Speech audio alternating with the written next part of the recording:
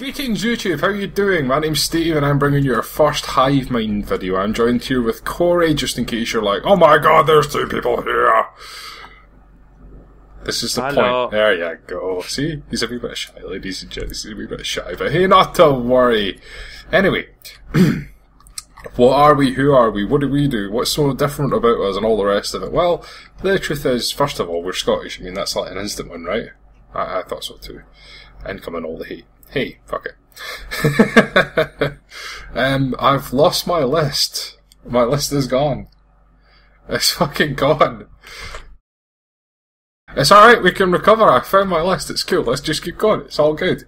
Anyway, as I said, I'm Steve. I go by the gaming name of Zeath. Corey will probably use in and out names regardless, but I'm the gruffy one, I suppose. Do not fucking call me the gruffy one. Where the fuck did that come from?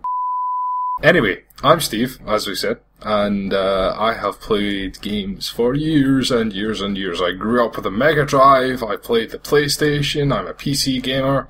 I do not own a PS4, I do not own an Xbox One, and this is not going to start a whole console, debate thing. That's not what we're here for, guys. It's just my personal PC preference. Master Race. We're not having it. Anyway, so, what games have I played? I've played the sort of RPG genre.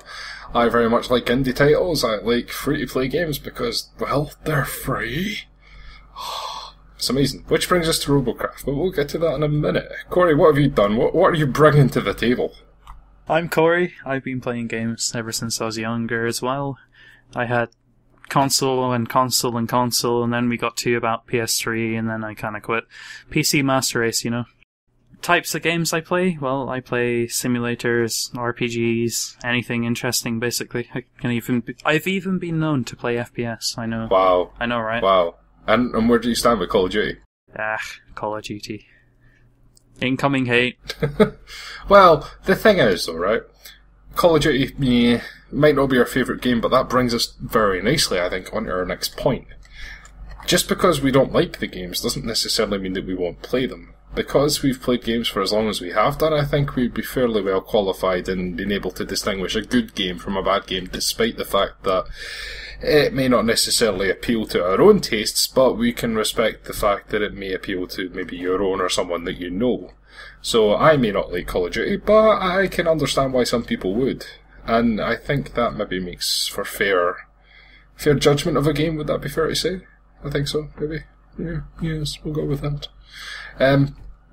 But what kind of content can you expect to see from us? Well, guys, we're going to be doing a bit of gameplay videos, right? I know everybody does gameplay videos, but it's fun, we enjoy it, why not? You know what I mean? We have some laughs and giggles, and if you're looking for some laughs and giggles too, then maybe we'll be able to, help each other out. We can provide them, you guys can enjoy them, and everybody's happy.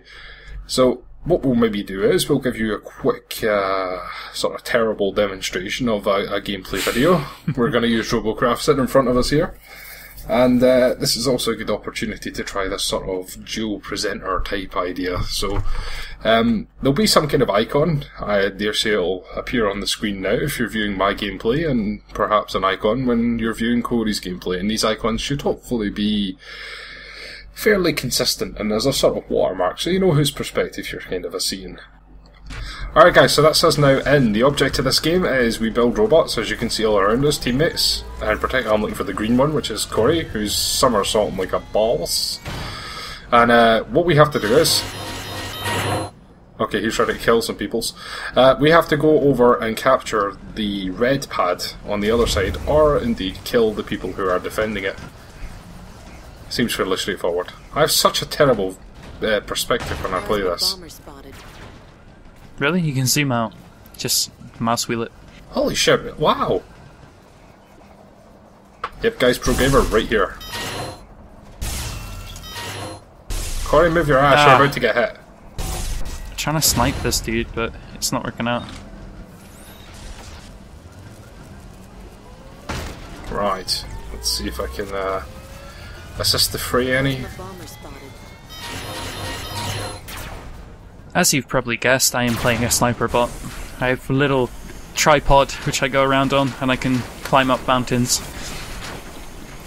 And as you can probably see on my screen with the big ass overlay, I have a sniper scope. And there's a lot of enemies over there. Oh god, this was a mistake.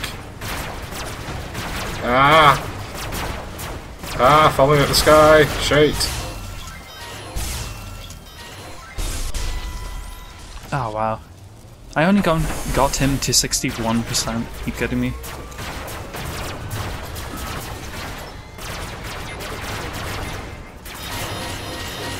This guy just took it like a boss. I'll just get ended. Well guys, hopefully you enjoyed that. That's what we hope to achieve with our gameplay segment. Let us know in the comments section below what you thought and whether you'd like to see more segments like this. Next up, we have a tutorial segment. Alright guys, you're with Steve here, and I'm going to give you a quick tutorial, if you could call it this. I'm basically going to show you how to build a very basic robot for Tier 1, and then we're going to take it into the practice battle, and I can show you how the controls work, and, you know, the basics of what this is all about. So, we're starting here in our garage. This is where we build the robots, basically, and as you can see, I have a sort of cube thing selected. And the idea is that you can place cubes wherever you can see a space type thing, but you can't place them in midair. You can, however, place on top and then delete underneath, which is always handy because you can start to build upwards and downwards and all that kind of stuff. So what we're going to do is we're going to build ourselves a very basic, I don't know what we're going to go for, a bomber maybe? Yeah, we'll see. But basically, first of all, we need a chassis, right? So I'm going to build this just up like that, and I'm using left click here to place these blocks. We fire it back here.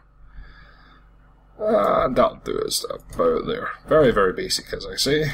And then we're going to need some axle points. Now, you can see, guys, that if you had a massive robot that came all the way up to here, it's going to take ages. So what you can do is, you find the middle part of your robot, you press X, you see there's red line. It works like a mirror. So you place twice as many. Much, much, much faster. Much easier as well. So I'm going to fire in here just like so. There we go. See how much faster this is? Much, much better. Right, so that's going to break in there, I think, so we'll strengthen that up a little bit. Magic. Okay, so we need to decide on a method of traction. This one, here we go. So these are all the blocks I have unlocked. I'll get to the unlocking in a minute. And these are the different types of traction that we can use. I have hover blades here, so we'll use these. So we'll fire these on here like that, and that should allow our craft to hover around and move side to side. Each method of traction, if I can remember the key, here we go, has different advantages to it. So you have wheels here. Wheels are probably, I would say, the fastest method of transport, I want to say. But they can only contain so much weight, so you want to keep upgrading your wheels so that they can take more and more weight. The higher up the tier sets you go, the more your robot weighs. You don't want to be slowed down, so you know it's a good way to go. Hover blades allow you to move above the ground, so you're not affected by the likes of ice and different types of terrain. Thrusters are handy if you're first of all wanting to go somewhere particularly quickly. Also handy on flyers. Aerofoils, well, you've never really seen an airplane without wings, although ones do exist, but we'll get to that later. Rudder, again, for your airplane. Walker legs, you've seen that in Corey's gameplay. He was the sort of tripoded, snipery robot thing. Caterpillar track, just think tanks, guys. These are massive, by the way, huge. And then you get rotor blades, helicopters, effectively. The hover blades, although they take you off the ground, will not allow you to, excuse the squeaky chair, the hover blades will not allow you to fly above a certain height, whereas the rotor blades will. You buy these in the Cube Depot. There's two different types of currency in the game. You have Robo Points here and Galaxy Cash here. Robo Points you earn from playing the game, and Galaxy Cash you can obtain through the cash shop and various types of currency. So you can see here, being British, we have 10,000 Galaxy Cash for £6.35, which is not bad, to be fair. You can drop a little bit of money into this if you want to get a bit of a head start, if you don't want to sit and grind your way up. To unlock these parts, you use the tech tree, which is this part here, where you go to the starting hexagon when you first start. These Tier 1 parts are... Is it just these Tier 1 parts? This has changed ever so slightly since the last time I've seen it, but you'll have a degree of Tier 1 parts which are unlocked for you as you progress through the tree. You guys have probably seen this in mini games before, very RPG-esque, I think. You'll notice that you can basically progress through. Now, you'll notice that here we have, like, say, a Tier 9 electroplate, which is basically a fancy word for armour, that recharges, which is always cool. Think shields if you're Star Trek. we can't get tier 9 until we unlock tier 8, or rather you can't unlock this until you've unlocked the one next to it. And you'll notice you've got stars here, so I would need 7 tech tokens here, tier 7 tech tokens in particular. I would need 46 of those tokens to unlock it if I wanted to unlock that, which I don't, but we'll see if there's something else I can show you as an example. In fact, hell, screw it, why not? We simply click, and that's us, unlocked, and you'll see this is now available for purchase. Happy days, right? So, that's how you unlock, and basically as you play you obtain tech tokens for basically just being a badass in your games effectively. If you go in and sit around and do nothing, you don't get much, but you know, if you kill people and do what needs to be done, then, you know, capping bases, protecting bases, that kind of thing, you'll unlock more tech tokens. You come back here and you can buy things, allowing you to build bigger bots, which then brings me nicely onto the tier system. Now, if you see the bottom of the screen here, we've got like tier 1, 2, 3, 4, all the way up to 10, and then TX1 in the corner. TX1 is a sort of mega bots, but we can't really show you that as it's kind of random when we can actually get into that. And as you add parts, you'll see that as I take these off, and this is just in tier 1, I add these, and now it's in tier 5. So the higher your tier goes, the more RP you'll get, and also it determines what type of tokens you get for your tech tree. It is important to note that you cannot use, for example, say I had no tier 4 tokens and I hadn't unlocked this tier 4 armor plate. I couldn't use tier 5 ones to unlock tier 4. It doesn't work like that. You can't use higher tokens to unlock lower pieces. So, in order to complete our craft, what we need to do is we need to have ourselves a pilot seat. I have 2 already, so I'll stick one on here. And it is appropriately themed as the Easter Bunny, as it is Easter time. And then what we need to do is we need to outfit it with weaponry. Now, weapons, that's fun in the games. You have the regular front-mounted SMGs. I already have some of them, so we'll stick them on just to show you. That kind of idea. And you'll see the yellow arcs basically show you which directions you can aim, so this exactly isn't going to turn around and shoot a bunny in the face here. But they're not very good for the type of play that I like to do. I much prefer the top-mounted SMGs. Let me see what I've got here. Top-mounted SMGs, you can see you can sit on the top. I'm going to take this off just so you can see. You know, and it has the full 360 motion and then 180. Or 118, I suppose, to go up the way with the rotation. So basically, as long as you are either left, right, forwards, backwards, or above this craft, it will be able to shoot you. But I'm going to stick a few more blocks on here so that I can add some guns. So we'll take that. Now this, guys, is not a guide on how to build the best robot ever. This is just merely to show you the mechanics of the game rather than the you know, how to be a badass at it. So there you go. That is the basic components. You need to have movement, and you need to have weapons, and you need to have a pilot seat. Normally you would build up around here and protect this. If this gets destroyed, or rather, if the block, and this one here, that one, if either of these blocks, or one or rather the other, is destroyed, you'll see that everything goes red. Everything that is not connected to something, I'll maybe show you that, what I mean by that, but if it's not connected to the seat, it basically doesn't exist. So if I take that off here, these don't exist. These would be destroyed if these blocks were destroyed. You understand. So yeah, very basic armouring here. Just like so. Little bunny friend, we protect him a bit. This isn't going to survive very long because I'm not using tech stuff for this, but yeah, so it's a very, very basic craft. So what we're going to do is we're going to go into practice mode and we're going to test it. Now it is important to note here, guys, that when you are doing this, you cannot mix and match your weapon types. So I have SMGs here, so I can't exactly have railguns and snipers and stuff like that. Wow, this is really quite manoeuvrable because it's so light. And you'll see there that I can start shooting. Don't know why it's hovering, never seen that before. But there we go, that's a kill. Now these are just bots, guys, these are just NPCs. I can just a little control my height with the hover blades here, so this is as high as I can go. And obviously I can touch the ground here. Whoa, scorpion. As you can see the walkers there, guys, it gives you the ability to cling to objects, so you can basically walk upside down and all that kind of stuff. And as you see, his tail blew off because I disconnected it from the rest of his body, which is always cool to see. There we go. I'm a terrible aim, as you can see. You can zoom in as well with the scope.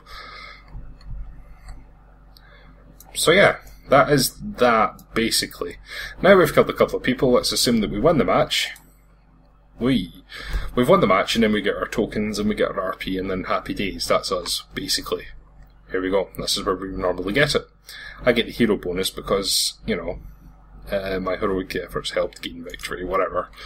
Against a bunch of brains dead NPCs, but hey, what can you do? That is basically that, guys. That is how this game works. That is the bread and butter of it, I suppose you would say, if that'd be fair to say.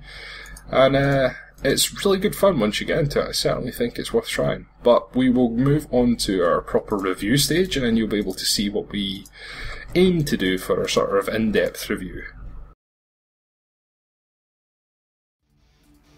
Good implementation of the Unity engine. It looks good, the art style is good, and it also matches the futuristic and fantasy feel of the game. The sound effects you experience when playing Robocraft are exactly what you would expect to hear. Lasers sound like lasers, beams sound like beams, and explosions sound like explosions. The music, the one music track that I can recall, seems to repeat itself, and you may find yourself muting it after a time. Gameplay is smooth and responsive. You feel like the designs behave the way they should. Sometimes the collision physics can be a bit derpy, but it's nothing game-breaking. Robocraft combines elements of sort of creative games like Minecraft and the FPS genre like Counter-Strike. It's got the same kind of feel, and the fast-paced team-based rounds that it has really gives this game a type of innovation that I feel really helps to push it in the direction it aims for. Robocraft's main selling point is its arena-style gameplay. Matches are usually quite quick, meaning that you are not stuck in a grind situation that you can find in most MMOs on the market today. There are many voxel crafting games on the market currently, and thankfully Robocraft is one of the most well polished. With its use of the tech tree system, it generally makes you feel that you progress through the game at a pace relative to your hours spent within it. With that said, it's important to note that the ability to spend real money to gain parts and bots quicker than a free player can make that free player feel a little bit underpowered at times. As a premium member, however, you have a modifier applied to your RP gain, meaning that you gain RP twice as quick. This allows you to progress through the ranks much faster and without as much effort as a free player would need to put in. However, thankfully, Free Jam have been clever and limited premium only items to cosmetic items, meaning that the time is the only real factor affected, and given that the game is free to play means that I can't really hold this against it. Robocraft's ability to allow you to create an almost limitless robot and then put it against other players' bots really help keep the game refreshing and will keep you coming back for more.